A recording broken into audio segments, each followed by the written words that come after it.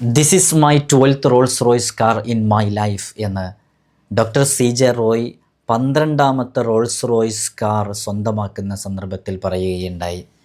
ഏകദേശം 10,000-ഓളം കോടിയോളം രൂപയുടെ ആസ്തി, 12ഓളം ലക്ഷറി റോൾസ് റോയ്സ് കാറുകൾ, ബുഗാട്ടി ഉൾപ്പെടെയുള്ള അത്യാഡംബര കാറുകൾക്കുടമ, ഇങ്ങനെ തുടങ്ങി ഡോക്ടർ CJ റോയിയെക്കുറിച്ച് പറയുമ്പോൾ ആഡംബരങ്ങളുടെയും ലക്ഷറി ലൈഫിൻ്റെയും അദ്ദേഹത്തിൻ്റെ സ്വന്തം അധ്വാനം കൊണ്ട് പടുത്തുയർത്തിയ വലിയ സാമ്രാജ്യത്തിനെക്കുറിച്ചും പറയാനും കേൾക്കാനും എത്രയോ ആളുകൾക്കുണ്ട് അല്ലേ. ഡോക്ടർ CJ റോയ് കഴിഞ്ഞ ദിവസമാണ് സ്വന്തം ഓഫീസിൽ വെച്ച് തൻ്റെ കയ്യിലുണ്ടായിരുന്ന ഗണ്ണുപയോഗിച്ച് തലയിലേക്കോ നെഞ്ചിലേക്കോ വെടിവെച്ച് ആത്മഹത്യ ചെയ്തത്. വലിയ സമ്പത്തിനുടമയാണ്, എത്രയോ ആളുകൾക്ക് ചാരിറ്റി പ്രവർത്തനങ്ങൾ ചെയ്യുന്നവരാണ്. തൻ്റെ 36ാമത്തെ വയസ്സിൽ ആദ്യത്തെ പ്ലെയിൻ വാങ്ങി എന്ന് പറയുകയും, ഞാനൊരു ലോണ് പോലും ഇല്ലാതെയാണ് ആ പ്ലെയിൻ വാങ്ങിയത്, ഞാൻ ലോൺ എടുക്കാറില്ല എന്നൊക്കെ പറയുകയും ചെയ്ത, ഒരുപാട് ആളുകൾക്ക് മോട്ടിവേഷൻ ചെയ്തു കൊടുത്തിരുന്ന ഡോക്ടർ CJ റോയ് ആത്മഹത്യ ചെയ്യുകയുണ്ടായി. സമീപത്തുള്ള പരിസരങ്ങളിലുള്ള അദ്ദേഹത്തെ അറിയാവുന്ന സൗഹൃദ വലയങ്ങളിലുള്ള പലരും പറയുന്നു, അദ്ദേഹം ബോൾഡായിരുന്നു, എല്ലാവർക്കും ആത്മവിശ്വാസം കൊടുക്കുന്നയാളായിരുന്നു. കോൺഫിഡൻറ്റ് ഗ്രൂപ്പിൻ്റെ ചെയർമാനായ CJ റോയ് ഒരു കാരണവശാലും ആത്മഹത്യ ചെയ്യാനുള്ളൊരു വകുപ്പില്ല, അത് ആത്മഹത്യ ചെയ്തതല്ല എന്നൊക്കെ പറയുന്നു. വിശ്വാസം അതാണ്, ഓരോരുത്തർക്കും മറ്റുള്ളവരോടുള്ള വിശ്വാസവുമായി ബന്ധപ്പെട്ട് അവരങ്ങനെ ചെയ്യില്ല എന്ന് തോന്നിയേക്കാവുന്ന സന്ദർഭത്തിൽ ഒരു നിമിഷം നമ്മുടെ മനസ്സ് പതറുമ്പോൾ, ഒരു നിമിഷം നമ്മുടെ മനസ്സ് തെറ്റുമ്പോൾ, നമ്മൾ സഞ്ചരിക്കുന്ന ട്രാക്കിൽ നിന്ന് ഒന്ന് വഴിമാറി സഞ്ചരിക്കുമ്പോൾ സംഭവിക്കുന്നതാണിതെല്ലാം. ഒരു ഇൻ്റർവ്യൂ വേളയിൽ ഡോക്ടർ CJ റോയ് പറയുന്നുണ്ട്, എല്ലാം നേടിക്കഴിഞ്ഞു എന്ന് ആങ്കർ ചോദിക്കണം അവതാരക, എല്ലാം നേടിക്കഴിഞ്ഞു, ഇനി ബക്കറ്റ് ലിസ്റ്റിൽ ഒന്നുമില്ലേ, എന്താണ് ബക്കറ്റ് ലിസ്റ്റിലുള്ളത് എന്ന് ചോദിക്കുമ്പോൾ ഡോക്ടർ CJ റോയ്, കോൺഫിഡൻറ്റ് ഗ്രൂപ്പിൻ്റെ ചെയർമാൻ, പറയുന്നുണ്ട്, ഇനി എൻ്റെ ബക്കറ്റ് ലിസ്റ്റിൽ ഒന്നുമില്ല, ഞാനെല്ലാം നേടിക്കഴിഞ്ഞു, എപ്പോൾ മരിച്ചാലും ഞാൻ ഹാപ്പിയാണ്.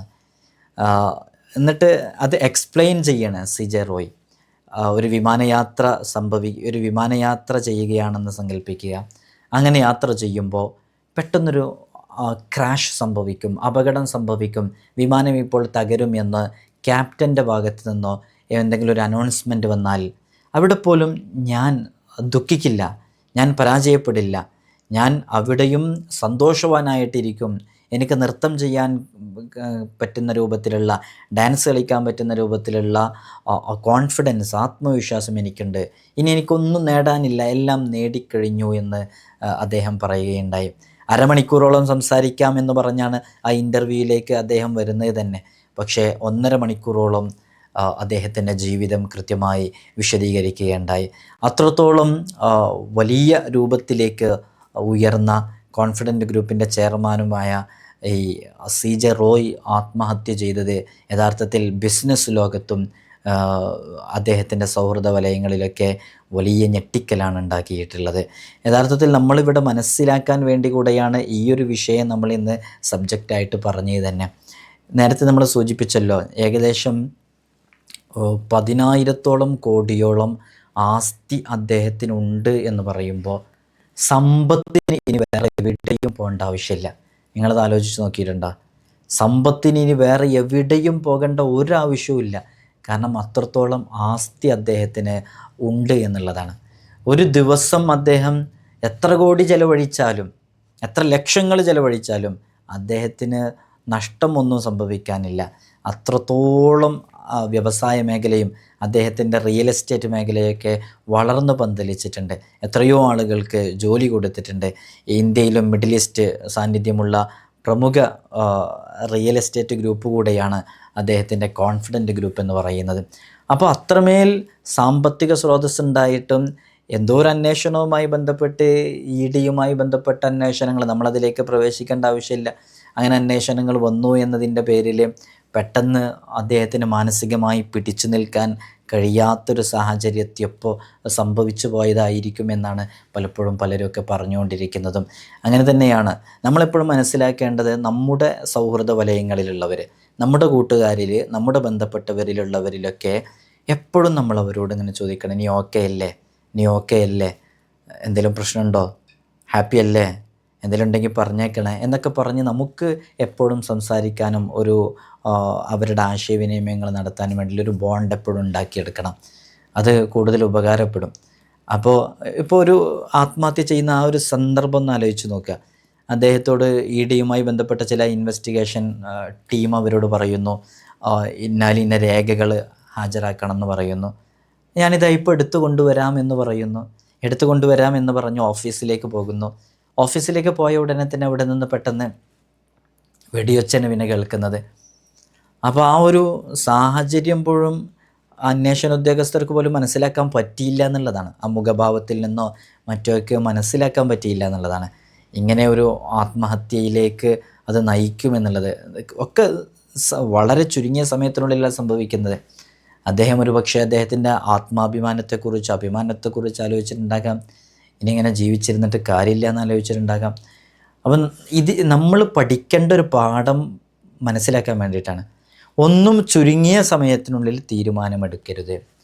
എന്തായാലും ഒരു 2-3 മണിക്കൂർ ആലോചിച്ചേ തീരുമാനമെടുക്കാവൂ. അങ്ങനെ ഒരു വിശാലമായ സമയം ആലോചിക്കാനുണ്ടായിരുന്നുവെങ്കിൽ ഞാൻ പറയുന്നു ഡോക്ടർ CJ റോയ് ഇപ്പോൾ ആത്മഹത്യയിലേക്ക് പ്രവേശിക്കില്ലായിരുന്നു എന്നുള്ളത്. ഒരു പെട്ടെന്ന് 2 മിനിറ്റ് കൊണ്ട് തീരുമാനം എടുത്തുകൊണ്ടല്ല സംഭവിച്ചത്. നിങ്ങളൊന്ന് ആലോചിച്ച് നോക്ക്. ഒരു 2 മിനിറ്റിലെ തീരുമാനം കൊണ്ട്.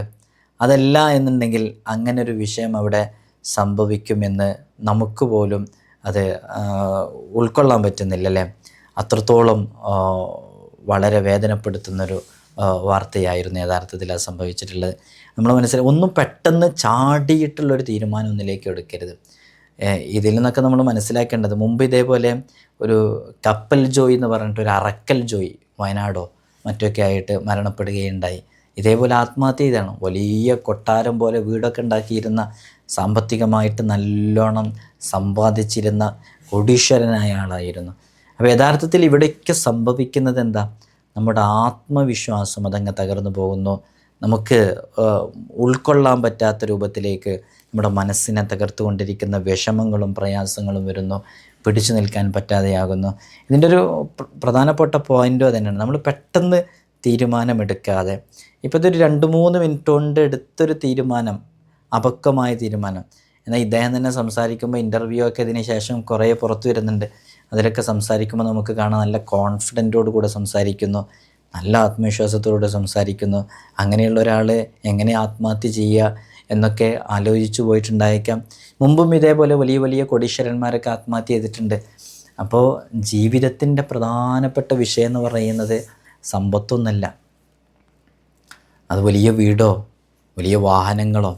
ഇദ്ദേഹത്തിൻ്റെ കാർ ഗാരേജിനൊക്കെ എത്രയോ ഫാൻ ബേസ് ഉണ്ട്, ഒരുപാട് ആളുകളുണ്ട്. അത്രയും ആളുകൾ അദ്ദേഹത്തിൻ്റെ കാറുമായി ബന്ധപ്പെട്ട ആരാധകരായിട്ട് വരെയുണ്ട്. അപ്പോൾ അത്രത്തോളം സമ്പാദിച്ചിട്ടും സമാധാനം കിട്ടിയില്ല, ഹാപ്പിനെസ് കിട്ടിയില്ല, സന്തോഷം കിട്ടിയില്ല എന്നുള്ളതാണ്.